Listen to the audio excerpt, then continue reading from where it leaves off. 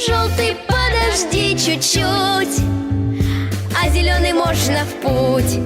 Енді Астана мен Алматыда бағдаршамның сары белгісінде жүрген жүргізушілерге айыппұл салынады. Елімізде бағдаршамның сары белгісі жанып тұрған кезде жолда жүруге тыйым салынбақ. Енді сергек камералары бағдаршамның сары белгісінде жүрген көліктерді анықтап, жүргізушілерге айыппұл салатын болады. Өйткені жол апаттарының көбі сары белгі жанғанда тіркеледі екен.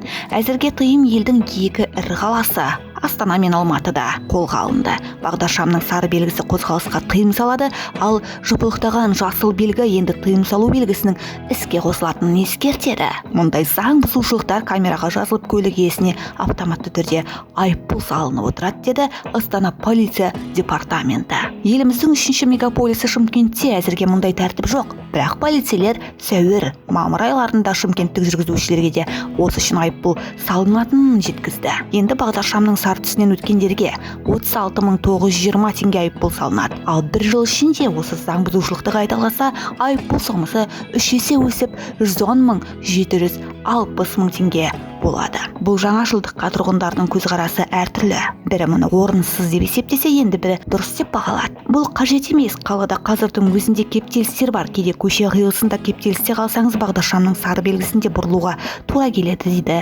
астаналық жүргізушілер. Жасыл белгі қозғалысты білдіреді, ал сары белгіде жүргізуші қозғалысты аяқтап тоқтайды. Бұл ереже көптен бері күшінде. Бұл үшін айыппұл енгізілуі жолда жүру мәдениетінің қалыптасуына оң әсер етеді деп ойлаймын, дейді жүргізушілердің бірсыпырасы. Сонымен жаңашылдық өзге қалаларға да жақын арада енгізілуі мүмкін екенін еске саламыз.